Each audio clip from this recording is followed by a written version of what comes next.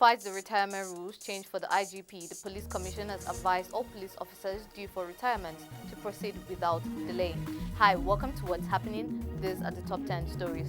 At number 1, despite the retirement rules change for the Inspector General of Police, the Police Service Commission has advised all police officers due for retirement to proceed without delay. The Commission said the ongoing campaign for the extension of the tenures of some Deputy Inspectors General, Assistant Inspectors General, Commissioners of Police and other senior police officers was an unnecessary distraction and an affront on all the existing laws in the country guiding entry and exit in the public service. In a statement on Tuesday by the head of Press and Public Relations, PSC, Ikechukwu Ani, stated that there is an institutional succession plan for the Nigeria Police.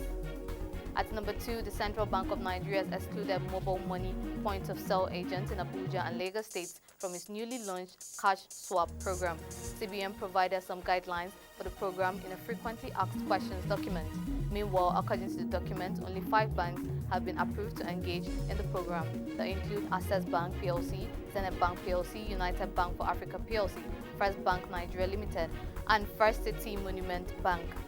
At number 3, the Monetary Policy Committee of the Central Bank of Nigeria voted on Tuesday to continue its increase in the benchmark interest rate by 100 basis points to 17.5%.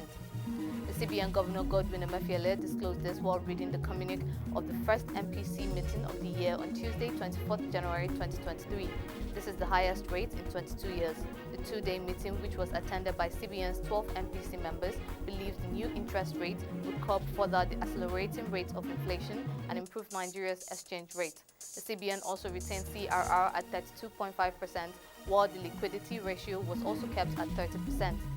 At number 4, the National Human Rights Commission in Kaduna State said it received 1,053 cases of human rights abuses in 2022. The state coordinator, Terengu Gwa, stated this on Tuesday in Kaduna. He said the commission had attended to 610 of the 1,053 cases, while 443 were pending. According to him, most of the cases received related to issues on domestic violence, forceful marriage, marriage and parental responsibility, unlawful arrest and detention, entitlement and inheritance. The commission, he said, also mediated on matters among couples and families, adding that some of the cases had been referred to courts after thorough investigations. At number 5, the House of Representatives on Tuesday at plenary resolved to meet with the chief executive officers of commercial banks on Wednesday.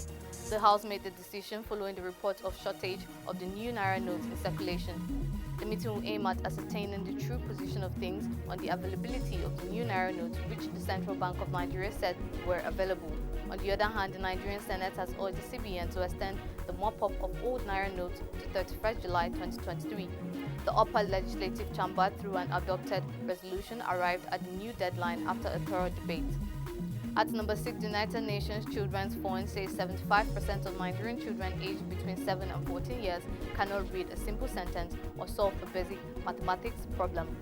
The UN agency said this on Tuesday in a statement by its country representatives, Christian Mduate, to mark this year's International Day of Education. She added that she committed UNICEF support to the government of Nigeria's commitment to transform education and to prevent the loss of hard-fought gains in getting children into school, particularly poor rural children and girls, and ensuring that they remain in school, complete their education, and achieve their full potential.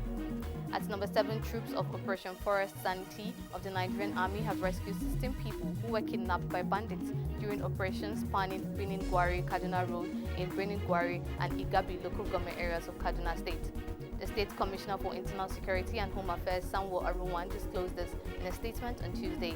He said the troops responded to a distress call along the Udawa-Manini axis of Benin-Gwari Kaduna Road, during which they attack and rescue 16 persons in the process. He explained that some of the rescued persons who sustained injuries were rushed to hospital for treatment. At number 8, President Muhamadu Buhari on Tuesday commissioned the Blue Rail Line from Marina to Mile 2 in Lagos State. The president, alongside Governor Babajide Sanwo-Olu of Lagos State and his deputy Obafemi Hamzat, commissioned the project at the Marina train station in the state. The president also witnessed the signing of the commencement of the Phase 2 of the project from Mile 12 to Okoko Maiko. On Monday, the president inaugurated the Lekki Deep Seaport, Immortal Rice Mill, and Best Staff Lubricant at MRS Holdings Company Limited, all located in Lagos. At number 9, Nigerians in South Africa have continued to express outrage over the reported invasion of the Nigerian consulate in Johannesburg and the disconnection of electricity supply to the premises. According to reports, the Johannesburg City Power officials, in company with personnel of the Metro Police Department, have stormed the consulate to effect the disconnection of power supply over alleged unpaid bills.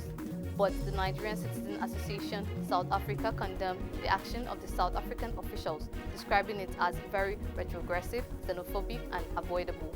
The association said this in a statement signed by its Secretary General Kazim Tunde. Finally, at number 10, the Osun State governorship election petition tribunal will on Friday, January 27, 2023, deliver judgment in the suit filed by former Governor Adeboyega Oyetola challenging the election of Governor Ademola Adeleke. It will be recalled that the All Progressive Congress and its candidate Oyetola had dragged the People's Democratic Party and its candidate Senator Adeleke to the tribunal after having been defeated in the July 16, 2022 gubernatorial election. The secretary to the tribunal, David Mike, confirmed the development in a notice sent to the parties. That's all for now. See you next time on What's Happening.